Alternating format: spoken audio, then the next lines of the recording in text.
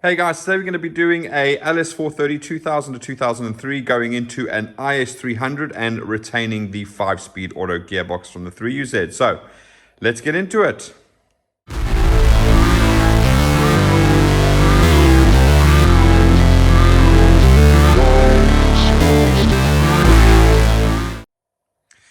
Right, so as I said, this is going to be an LS430. It's a 2000 to 2003. That makes it the 5-speed auto version of the LS430. In this case, it's going into an IS300. It is going to be plug and play, and it is a left-hand drive vehicle that the customer is using. So because this is an adapted harness, what we're going to do first of all is we're going to go through the entire build process. Obviously, we completely strip everything down, remove whatever's not needed, add in things that are needed. And in this particular case, there was actually quite a few sections that were completely missing from the harness. So we have rebuilt or repaired all of those. So let's look at those photos now and we'll be back in a second.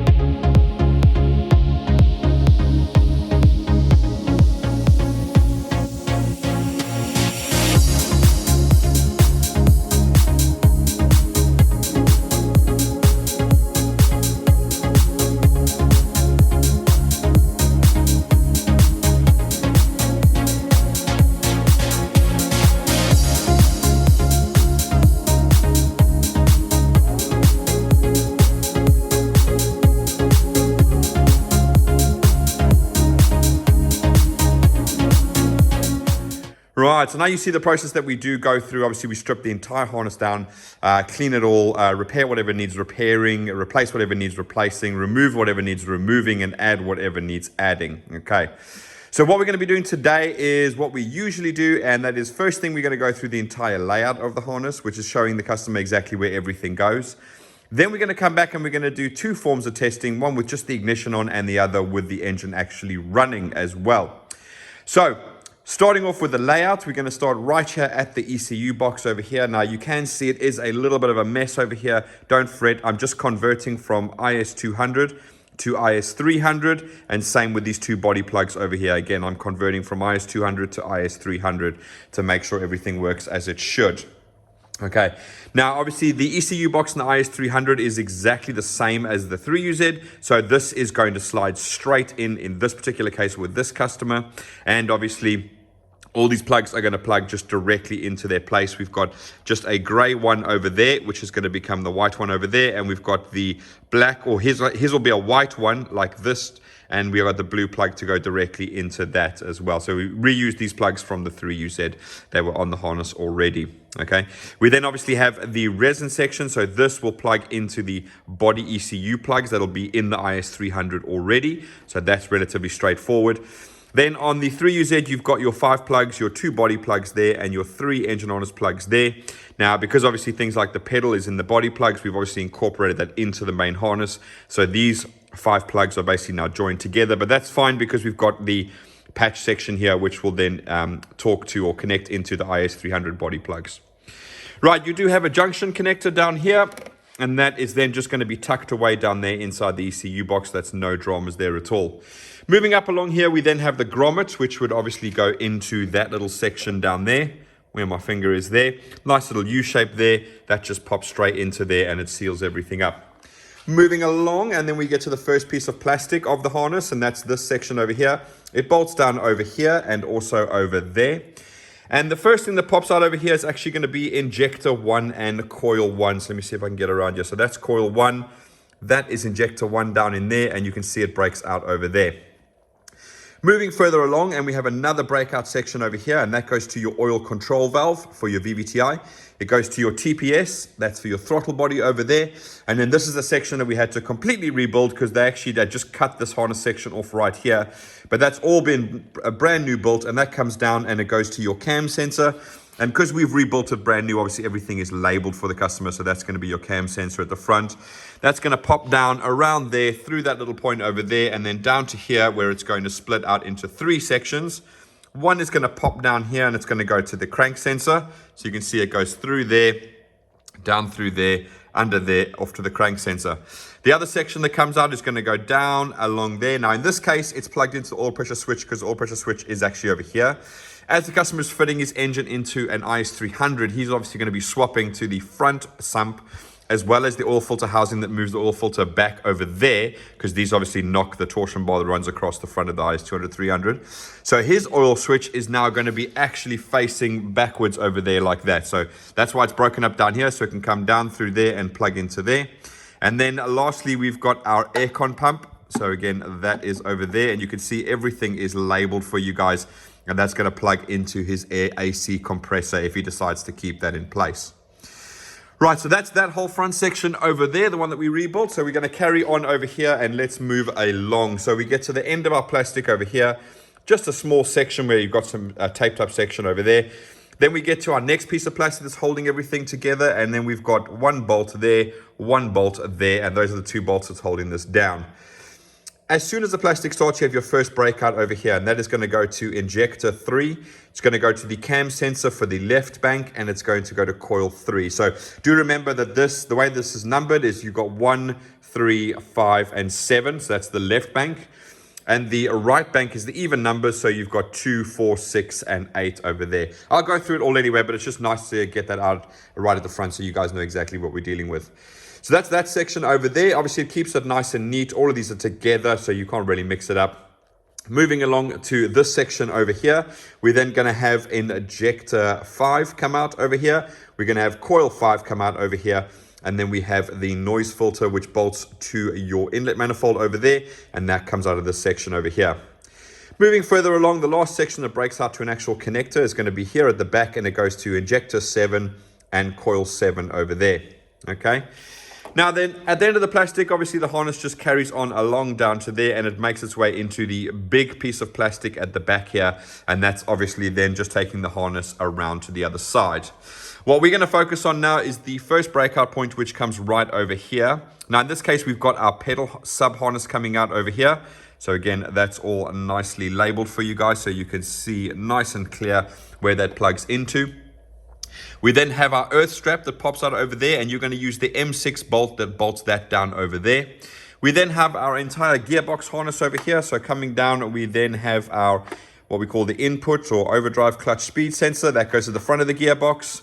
We then have our selector switch. So in this case, I've actually plugged in a selector switch because we're going to need that as part of our testing. And then we've also got the solenoid at the back of the gearbox and the output speed sensor as well. So those two go together over there. Last little section that moves out over there is going to come down through there, and hopefully I can get to see it over there. But that is the lambda sensor. So hopefully the camera will focus in there. Let me see if I can. There you go. So you can see there where the lambda sensor is. Now, do bear in mind there is a metal plate that goes between the block and the exhaust manifold. You guys must retain that because that obviously protects that connector from the exhaust. If you run it exactly like you see here without that plate in there, that connector is going to last all of 5 minutes. It's going to touch the exhaust. It's going to end up melting it. Not going to be ideal at all. So again, please remember to put that plate in place so that you can protect that connector from the heat there. Also coming out here is going to be the plug that comes from the sub harness, and that plugs in directly over there. Now, as you can see, that goes down, which goes to our sub harness, and I'm going to cut to a photo now, but if you take a look in there, you'll see we've got the harness that goes underneath there, goes to the starter solenoid plug, and then the two knock sensors over there. So that is how that harness looks there. So, right, back to over here now. What I'm going to do is I've done everything over here. We're going to move around to the other side and obviously carry on from there. Right, so we'll move around here. Okay, so this piece of plastic over here actually bolts down there, where you see my finger is over there and over there. So those are the two bolt holes that keep this piece of plastic in place. The first thing that breaks out of here on this side is actually going to be the earth. So again, just an M6 bolt hole over there. Nice and simple. Get my hand out the way so it can focus. Little M6 bolt over there. Okay. And then hot plastic carries on over there. Now, coming over here, we've then got the first breakout, which is going to be to injector 8 and coil 8. Okay. Moving further along, we've got another breakout, which is going to go to injector 6 and coil 6, but also our acoustic control induction system solenoid connector, which goes over there. Moving further along, it's going to break out again over here and go to the right bank cam sensor. It's also going to have the noise filter there. So again, that goes onto like a little bracket that goes on there, similar to what you see on the other side, but I think it lives in a bracket that holds the cover on in this particular side over here. Obviously also goes to injector 4, coil 4, as well as I already said, the cam sensor over there. Moving along there, you'll see there is actually screw holes over here, so you can put P-clamps like I've just done for an example over here, and that'll then hold the harness in place. But it comes towards the front here, and then it breaks out to a few sections. So we have injector 2 over there, we have coil 2 over there, we have our coolant temperature sensor, we have our drive-by-wire motor plug on the throttle body over there. We then have our oil control valve, which pops out over there. And this long section, which you can see here, that goes to the mass airflow sensor over there. So really nice and simple and straightforward there. All different connectors, so you can't really get it all that wrong. Then the harness moves down over here, and it's going to break out into 3 sections down here. One is going to your alternator plug, which is directly over there. The next one is going to your lambda plug, which goes over there. And then we've got our oil level plug, which goes over there. So again, because you have the front sump on there, that is then going to plug directly in over there. Okay, I do apologize. Siri keeps listening to my conversations, even though I don't use their name. Anyway, so yeah, that is that section over there. So that is really, really nice and straightforward. Again, the way that the harness breaks out kind of dictates where everything is plugged in. So it's not a major train smash. Obviously, where we've rebuilt entire harness sections. So like that over there, you can see we've actually obviously rebuilt it, heat shrinked it up, and labeled everything up so you guys know exactly what is going on over there. Okay. Right, so hopefully the layout is really, really nice and simple, and you can see it just goes in a U shape as well, so it's really, really straightforward. Obviously, you've got your pedal, which in this case, this is the pedal the customer is using. It's from the LS430, so obviously we've put the connector and everything on ready for him, so you can plug it straight in. Okay, so what we're going to do now is, as I said earlier, we're going to be doing the testing portion, which is going to be made up of 2 sections, one with just the ignition on and the other with the engine actually running. So let me get my paperwork ready. Let me carry out all the tests so I can make sure they're all working, and we'll pop back in a second for you guys, and then we'll be into the testing. Right guys, so now we're back and we're going to be doing the testing of the engine harness, and as I said earlier, it's going to be broken up into 2 sections, one with just the ignition on and one with the engine actually running. So first thing we're going to do is go through all the tests that we're going to carry out, then we'll jump into the ignition testing, and then we'll come back and we'll do the testing with the engine running. So starting from the very top over here, we've got ambient temperature. So basically that means the outside temperature. We're going to make sure that on the little climate control cluster over there, we can see the outside temperature. We're then going to come back to the normal cluster here, and we're going to look for the check engine light, the oil pressure light, and the battery lights, which you should be able to see over there. So that's check engine, charge, and oil pressure. Reverse, what we're going to do is we're going to put the selector into reverse, and then we should obviously see the reverse appear on the dash. Now off screen, I've used the IS300 cluster to test the fact that when it's in reverse, I get the beeper, because the beeper is important because that tells me that the reverse lights are going to work. For my test here, I'm just going to put it into reverse, and you're going to see it's going to indicate reverse on the dash over there. Then speedo, in this case, is going to be not applicable because it is an auto, and especially in the IS300, the speed actually came from the ABS unit to the cluster, so there is a direct connection between that and the ABS/VSC unit. Next up is going to be OBD2 test. So basically all that is just making sure that the OBD2 machine actually connects to the ECU and finds the correct one. Then once we've done that, we're going to test the fuel pump relay. So again, I'm going to use the OBD2 machine because for the LS430, the fuel pump is controlled via the ECU. I will put a link at the top here to go to a video where I explain to you exactly how all of these fuel systems work and how they're controlled. But okay, in this case, it is controlled via the ECU. Also, a bunch of useful information in there for when you guys are busy in installing. Right, then next up is going to be the AC clutch. So I'm going to be testing the ECU to output a signal to activate the AC clutch. So we should hear the relay click over in the corner over there, which would then obviously activate the 12 volts of the magnetic clutch on the front of the AC pump. Then coming over here, we're going to be looking at AC request. So that means I'm going to use the machine again, and I'm going to press the AC button inside here. What I want to see is that the ECU is registering the request from the vehicle to activate the aircon system to make sure that's working. Then we're going to test the brake switch. So all I'm going to do basically is supply the 12 volts. Now, In the case of the IS300, you do have what we call the 4-wire brake system. So the ECU knows when the brakes are pressed and not pressed. Now, because this is running in auto, obviously we are retaining that 4 brake wire switch. Also, because it's an IS300, it comes as standard. And in this particular case, we will obviously be maintaining the cruise control. Again, because it's keeping the auto gearbox, so we have a speed signal for the ECU to retain the cruise control. Okay. Next up is going to be gear selector. So what I mean by that, in actual fact, I'm just going to go through that selector over there, and I'm going to go through each and every gear, and you're actually going to see park, reverse, neutral, drive, 3 and 2. What I'm also going to do is, because if you look in your IS300, it also has a 5-speed auto box. So when you go down to drive, it says over to manual. Now remember, this is an LS430 5-speed. So the LS430 5-speed, the GS430 5-speed and the SC430 5-speed, they do not have the E-shift or electronic shift up, shift down. So in this case over here, when you put the gear selector into what they call manual mode, it'll actually be 4, and that means it'll go 1, 2, 3, 4 and won't shift into 5. Okay, and then going down to 2, when you put the shifter sideways to L, I'm going to supply L with 12 volts to make sure that we get L up here on the dash, and we can also check it on here as well to make sure that the signal is getting to the ECU. Right, so that's all the tests with the just the ignition on, and then we're going to move to the engine running. So again, what I'm going to do first of all is we're going to test the starter circuit. So what I mean by that is we have wired it up exactly as per Toyota's system. So this vehicle should not start unless it's in park or neutral. So we're going to basically move it from park to reverse. We're going to try and crank the key. You're going to see that it's not going to start. And then obviously we're going to put it back into park, and we're going to crank the key, and she's going to start. Once that's done, we're going to move over and make sure that the ACIS valve is operating correctly. So that's this little valve over here. Basically, a few seconds after it starts, it should do that. Okay, that indicates the ACIS vacuum solenoid valve is working correctly, and that's what we're testing there. I do actually have a video on the whole ACIS system side. I'm not going to go into detail here. I'll put a link in there, basically, and down in the description. I'm going to start putting links in the description as well. But basically, that'll show you exactly what's going on with the ACIS system and why it's super important to make sure that's working. Next up is going to be drive-by-wire test. So basically all I'm going to do is hop over there. I've got the customer's pedal over there. And while you're here, you can see that's an LS430 pedal. I'm actually going to put a link into there because there are some uniquenesses with that particular pedal when you come to fit it. So I've done a video on all the different types of pedals and pitfalls of each one. And then obviously it'll give you a bit of hints and tips on how to fit that exact pedal because of its ability to go out of range and shut the throttle down. So you just need to make sure you watch that, and that'll give you all the information there.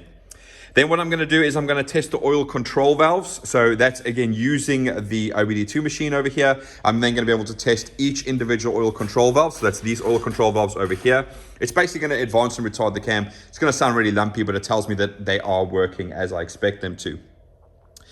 After that, we're then going to pop over and we're going to test injectors and coils. And what I mean by that is I'm going to unplug each injector one by one, just to make sure that each and every single cylinder misfires when I do that, to make sure that each and every single cylinder is firing exactly as it should do. Right? The reason I disconnect the injectors, not the coils, is if the ECU picks up a misfire on one of the coils and you disconnect it, it actually shuts the injector down. So therefore, as I went along, I'd just be killing each cylinder, and then we'd eventually get down to where the engine would die. Then we're going to pop back over to our cluster over here. So the engine should be running for a while now, so we should be getting temperature coming through on the dash. And obviously we want to make sure that our coolant temperature and our tacho are working as well. Okay, then what I'm going to do is I'm going to go through the diagnostics. So in other words, using the machine, what you can and can't do, etc., in relation to these particular setups. All right, so now that I've gone through all of that, let's jump in and do the ignition on test. So basically what we're going to do is turn the key on. Now, as it is a plug and play setup, obviously this would be you putting your key in your vehicle's ignition. We will turn it on. And the first thing we want to do is pop over to our little guide over here. And you can see there it says 13 degrees. So again, we're getting an outside temperature. It is being read by the ECU, so that will change as you go along. Moving along here, we've got our check engine light in the corner, we've got our oil pressure switch light in the corner, and we've got our battery charging light over there. So those are all working exactly as we expected to. You can see currently we are in park. So what I'm going to do now to test the reverse is I'm going to move that over there. Okay, and just to show you, we've got park neutral park switch on there as well. So again, let me just move across to here.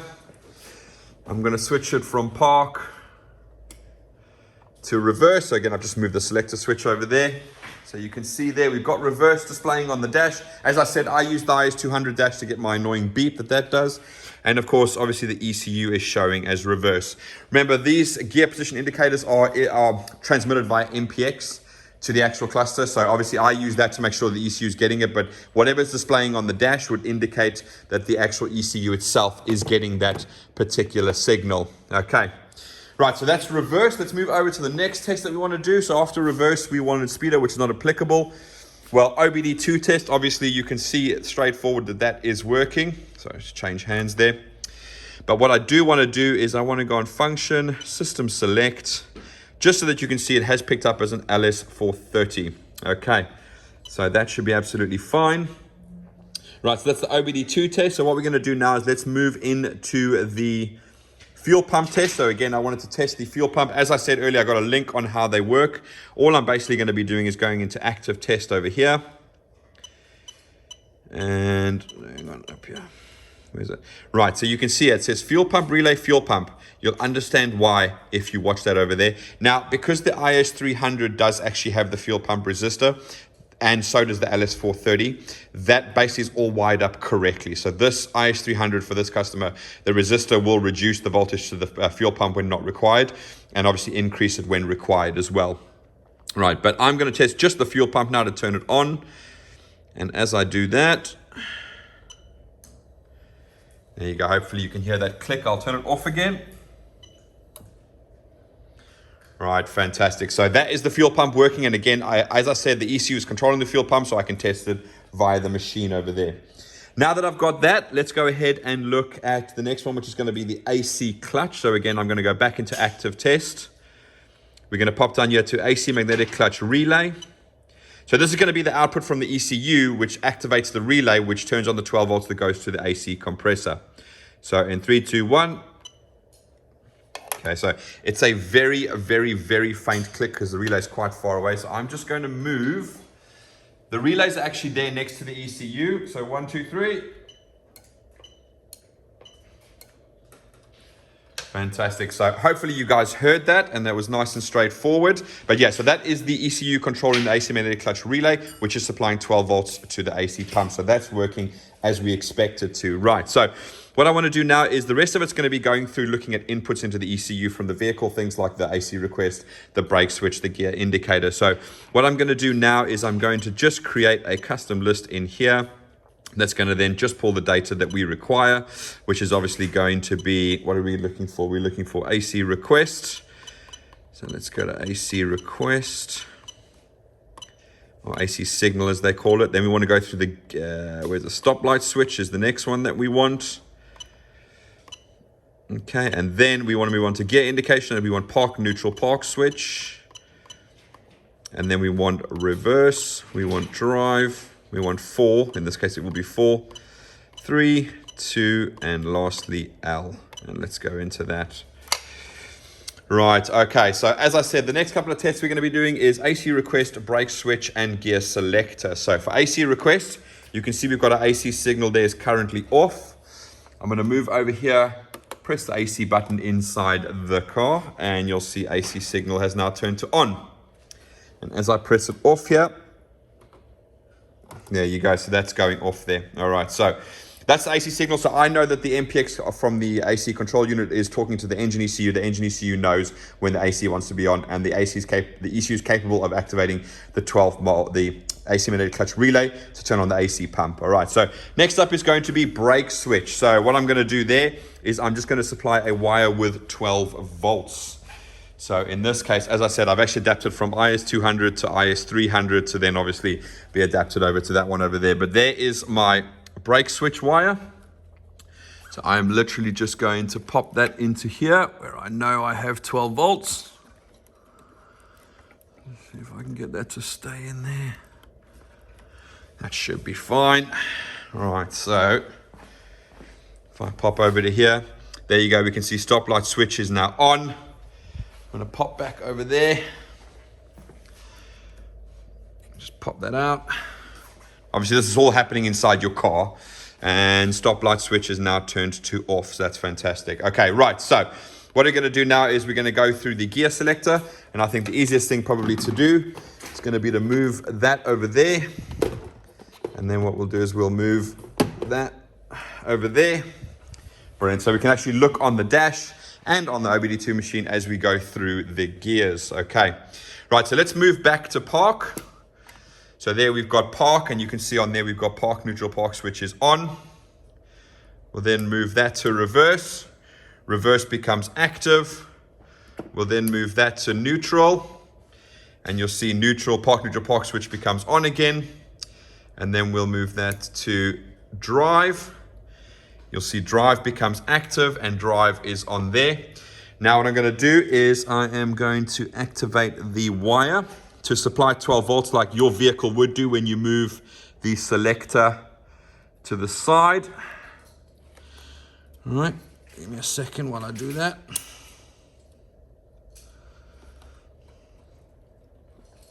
Right. There you go. So I'm just going to quickly undo it and do it there. So you see drive now and 4 have got 12 volts. You'll see the dash has moved to M. M is no longer manual mode. Obviously that would become 4. But if I lift it off, it goes back to drive, put it back in, and it goes into manual mode there. So there you go, nice and straightforward over there. So let's get rid of that. Right, okay, so moving on to the next gear now. Let's move down on the selector. And you'll see there we have got drive. Then we're going to move down to 3. So you'll see 3 activate on the dash there. And we move down again and we go to 2. 2 becomes active over there. And what I'll do now is attach the other wire, which would be low or first gear in this particular case. So let me quickly go ahead. There you go. So you see low comes on and low appears on the dash. Take it off. Put it back on again, take it off, go from there. Now, obviously, I'm just attaching wires here because this is not an automatic vehicle originally, so I don't have a gear selector to obviously move. This is all being done by your gear selector, guys, so you don't have to worry about that. Obviously, when we do these harnesses for automatics where we provide the customers with their own fuse box, etc., we obviously take care of everything for them in the fuse box and we tell them how to connect everything correctly. In your case, because it's plug and play, you don't have to worry about it. This will just automatically happen when you move your shifter around. There is one little caveat that I do want to mention over here, and that is probably you guys notice as I was moving through the gears, sometimes it would disappear and then reappear. And that's because this selector that you have over here, which will be on your LS430, even on your IS300 gearbox, you'll see that's an elongated hole over there. Okay, that means there's room for adjustment. So what you ideally want to do when you are putting this engine into your vehicle for the first time and you're going to actually drive and test it is to make sure that it does stay in gear, obviously mechanically, but also you want to make sure that electronically the signal still stays in place. So to show you how easy it is, I'm just literally going to move that a teeny little bit, and let's go over to, there you go. So you see at the moment, it's showing absolutely no gear position whatsoever. And you're going to see now, I'm just going to move that ever so slightly. See that? Just literally not even a millimeter to the side. And then let's go, there you go. So it's gone. And then we go back to 2. And then we go D. You see no signal, just literally a millimeter of movement.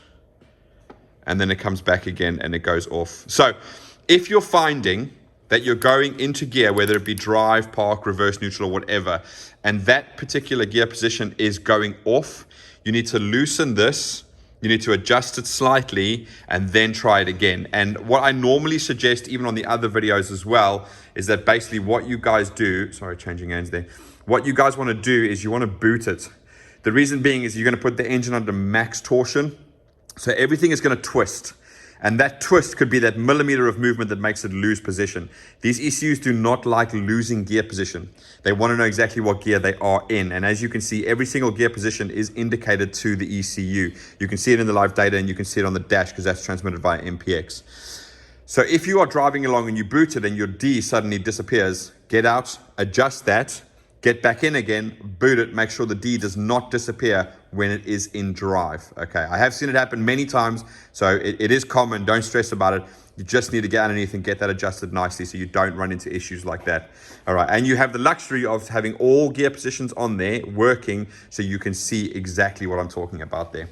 Okay, Right, so I think that brings us to the end of our testing with the ignition on, and yes, I'm 100% correct. So what I'm gonna do now is I'm gonna start the engine up for a little bit, because obviously I wanna get some coolant temperature into it, because I think it's only at about 13 degrees, it's winter here.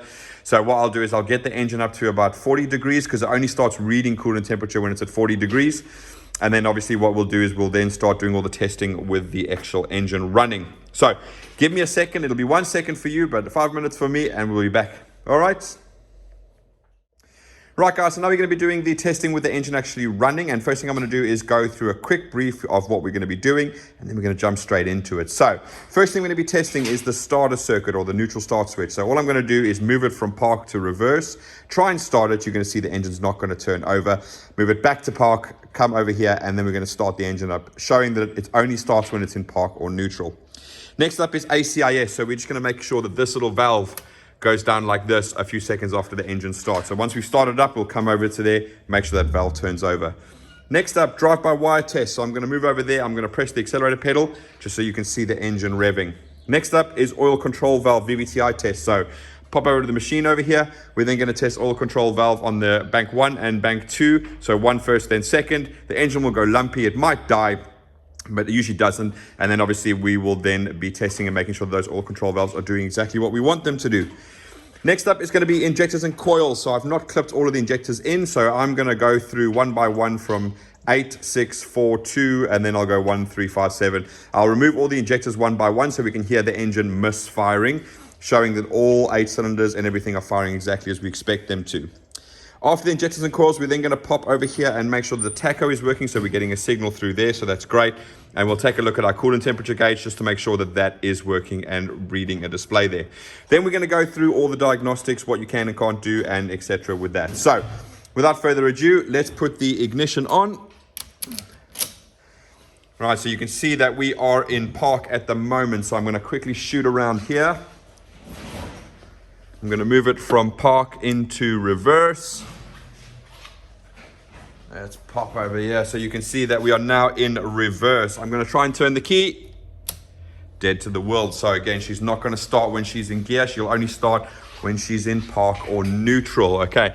I do have a good video about the park neutral switches, so you guys can see exactly how that works. I'll either put a link in the description or in the corner over there, so wherever you get it. A lot of useful information there for you guys. Right, I'm going to put my ear defenders on because we're now going to actually start the engine up. So bear with me while I do that. Sorry. I know it's a bit shaky when I do that. Rightio. Okay, so let's go ahead and do that. And what we're going to basically do is turn the key to start it. So we can see we're back in park again. Sorry, sun's out there. And there you go. Starts up no problem at all, so that's fine. So we can see the ACIS valve has got down, so that is absolutely perfect. Now we're going to do drive-by-wire test. Quickly move over here, and then that is perfect. I think one of the injectors came slightly loose there. Right, so we've got drive-by-wire test, then we're going to do oil control valve test. So let's just change hands over here. And then we're going to go into active test. VVT-i control bank 1. Fingers crossed she doesn't die on us. There you go, so that's bank 1 working. Going to go to bank 2 over here quickly.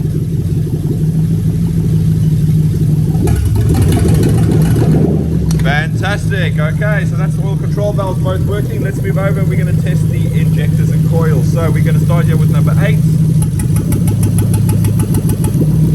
Start you go over to number 6. Let's go to number 4. And let's go to number 2. Rightio, let's move over to the other side now. And we'll pop in here and we'll do number 1. We'll move over to number 3. Move over to number 5. Move over to number 7.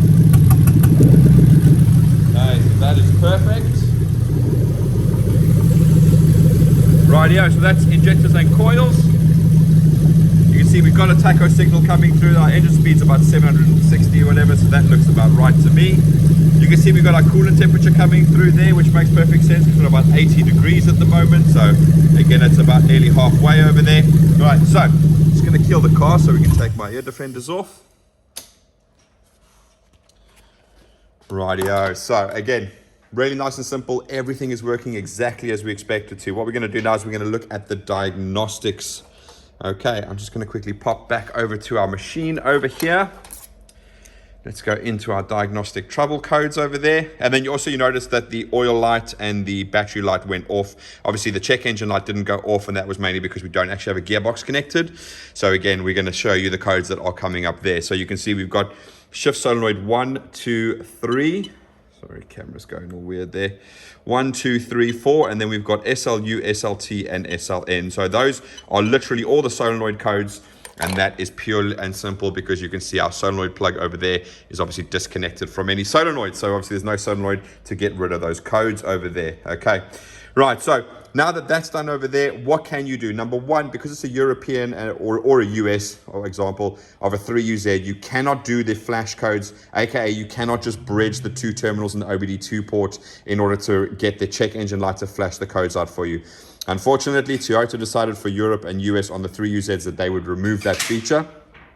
On the Japanese versions, it is still there. So if you have a Celsius, maybe a Crown or something like that, obviously that will still actually work. So you can bridge those two terminals on the OBD2 port, which I think is 13 and 4, 5. Remember, 4 is ground, 5 is ground, and 13 is TC. So that's trouble codes, okay?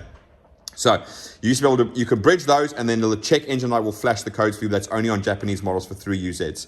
Now this also applies to your IS300. You can't do it. And on the American models, they went even further back than that. And even on the 1UZ and VVT-i, you cannot read codes by bridging those two terminals in order to get the check engine light to flash. Okay. So again, unfortunately, that's just what we got to work with over there. So you are going to need a diagnostic machine. Okay, this is going to give you your ability to read the codes that you need to read. Okay, without it, you ain't getting any diagnostic information, and you're not going to be able to diagnose a fault. So this is going to be vital with diagnosing any faults. And I would probably advise with the first installation, either if you have to borrow one from a friend or something, get one of these ready so that obviously you can see if there is any codes that you need to deal with. Obviously in this setup here where I've tested it, obviously there are no codes. As you can clearly see from that, just the codes for the gearbox there. So technically when it gets to you, there should be no codes. If they are, obviously we need to rectify and see if the sensor, etc., is at fault with that particular one. Just a quick hint with diagnostics as well, don't be so keen to open up what they call the parts canon and start buying loads of things. If you're getting, for instance, a coil fault, move the coil to the next one. See if the fault follows the coil or whether the fault stays there. So if the fault stays there, it could be something else that's causing the issue. Same with injectors. If you have a problem where it's a misfiring and you think it's a blocked injector, then just move an injector around and see if the misfire follows the injector or not. Okay, so again, there's a lot of diagnosing that you can do without having to buy any parts, unless of course it is a part that you can't change around, like for instance a mass airflow sensor or something like that. Okay.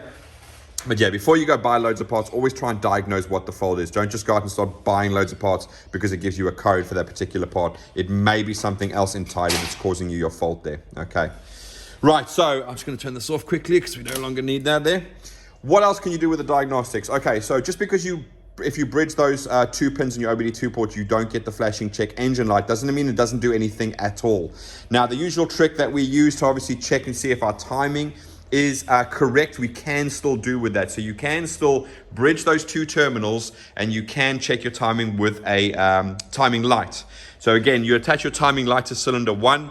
If we have a look down here, you can see we've got 0, 5, 10, and 15 degrees. And usually I mark my pulley with a white bit of paint. I'll see if I can see it now. It's probably, there it is.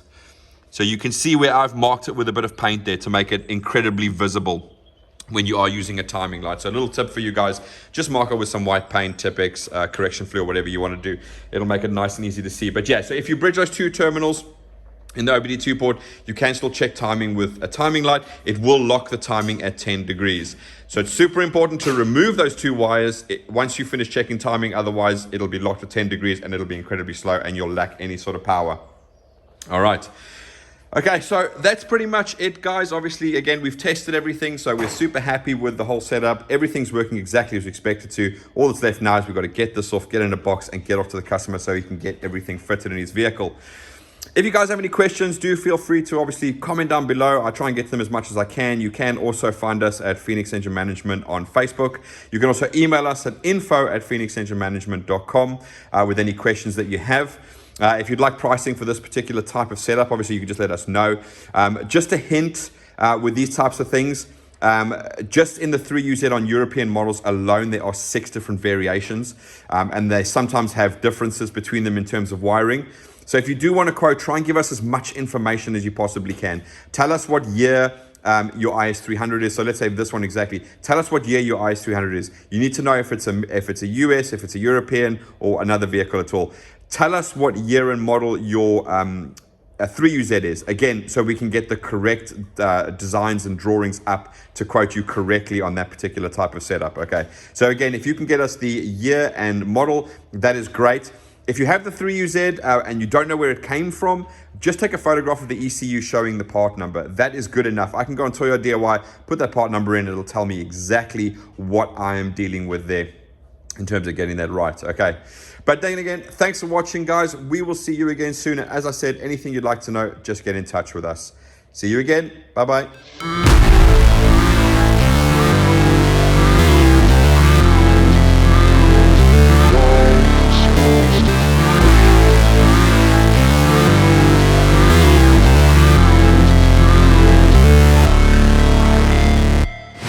Never break, always fight, never quit, do it right, play the game, win it life, have no shame, there's no time, feel the pain, live the grind, I could change, in my mind, pick a lane, commit and climb, the only way to win it life. I never miss, that's fact, taking big swings, put your hand to the bat, put me in the ring, you'll go out in a bag, cause I sing what I mean and I bring it to the mad light.